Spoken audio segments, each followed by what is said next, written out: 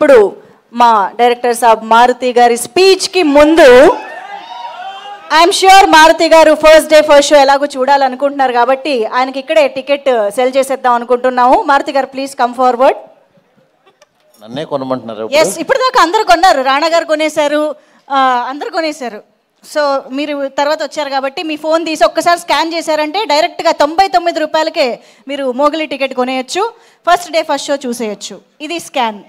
Close తీసుకోండి అమ్మా ఒకసారి. ఈ లోపు స్కాన్ లాగా లేదు, స్కామ్ లాగా. ఇదంతా శశి గారి ప్లాన్. ఓకే ఓకే 99 రూపాయలు మీకు ఫోన్ పే ద్వారా వచ్చాయి. Thank you boss. మన గ్లోబ్ ట్రాటర్ కన్ఫర్మ్ చేసేసారు సంచారి మీ టికెట్ని. కంగ్రాచులేషన్స్ మారుతి గారు. ఇప్పుడు మిమ్మల్ని మాట్లాడవలసిందిగా కోరుతున్నాం.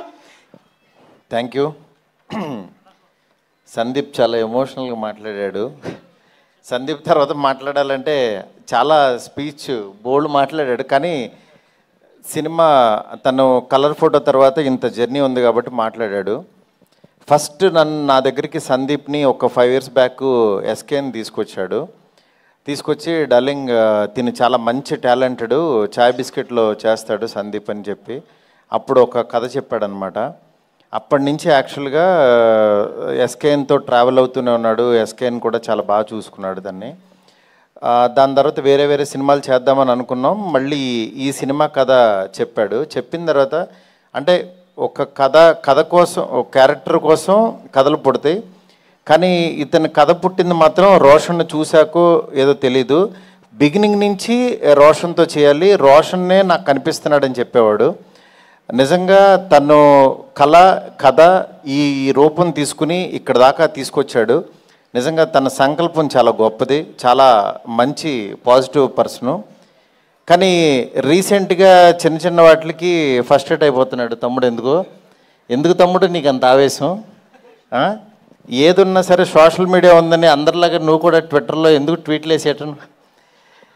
ఒకటి గుర్తుపెట్టుకో తమ్ముడు, పెద్దవాళ్ళ దగ్గరికి వచ్చినప్పుడు యాక్చువల్గా వాళ్ళు నిజంగా బాలయ్య బాబు గారు మన దగ్గరికి రావటం నీ అదృష్టం. ఎందుకంటే ఆయన రాబట్టి యాక్చువల్గా నీ మోగ్లీ సినిమా ఇంకా చాలామందికి తెలియని వాళ్ళకి కూడా తెలిసింది. లేకపోతే మన సినిమాకి కొంతమంది వరకు తెలిసేది, అంటే దాంతోపాటు వస్తుంది అని. అందువల్ల ఎందుకు ఈ మాట అన్నానంటే, శంకర్ దాదా ఎంబీబీఎస్తో పాటు ఆనంద్ సినిమా వచ్చింది.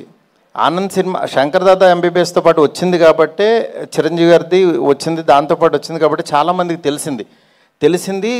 ఆ సినిమా చూశారు. ఇవాళ ఒక శేఖర్ కమలాన్ని ఒక మంచి డైరెక్టర్ని మనం ఇదయ్యాం. అలాగే నువ్వు కూడా బాలయ్య బాబు గారి బ్లెస్సింగ్స్తో నువ్వు ఎదగాలని కోరుకుంటున్నాను నేను. ఎందుకంటే ఎప్పుడు మనం నెగిటివ్ ఉండొద్దు. ఎందుకంటే ఒక పని జరిగిందంటే మేబీ ఈ డేట్ నీకు 13 రావటం మంచిదేమో, దాని గురించి మనం ఫస్ట్రేట్ అయిపోయి ట్వీట్లో వేసేసి కామెంట్స్ వేసేసి అవి వద్దు. ఎందుకంటే నువ్వు చాలా ఎదగలు తమ్ముడు. నువ్వు మాట్లాడుతుంటే వినబుద్ధి అవుతుంది.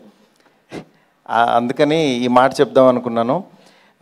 ఎనీవే, మా పీపుల్స్ మీడియా సంస్థలో అన్ని రకాల సినిమాలు, అంటే ఒక పక్క నుంచి నాతో ఎంత పెద్ద సినిమా చేస్తున్నారో తెలుసు, అలాగే ఇలాగ మోగ్లీ ఇలాంటి మంచి సినిమాలు కూడా తీస్తున్నారు పక్క నుంచి.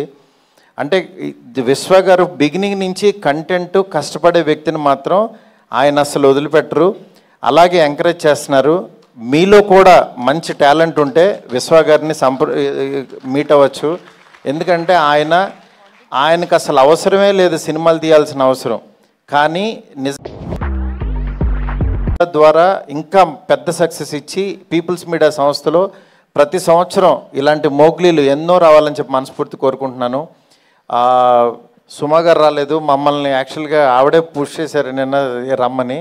కానీ ఇందాక రోషన్ అడిగితే చెప్తున్నారు మదర్ ఇంకో 2 సినిమాల వరకు రారన్నారని. రాకపోయినా నీ వెనకాల ఉన్న శక్తి ఆవిడే తమ్ముడు.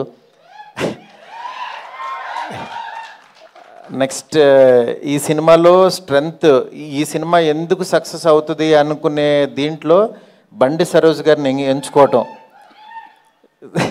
సార్ మీ one of the fan sir. నేను మీ డైలాగ్స్కి నేను ఆ మాంగళ్య బలం మొదలు పెడితే అలా కారులో కూర్చొని చూస్తానే ఆఫీస్కి వచ్చేసాను సార్. అంటే నిజంగా ఎంత ప్యాషన్ అంటే నేను ఈ రోజుల్లో తీసినప్పుడు అలాగే ఇరుచుకు పడిపోయేవాడిని, రాసేసేవాడిని. అట్లా యాక్చువల్గా సరోజ్ గారిని చూస్తే చాలా గొప్పగా అనిపించింది.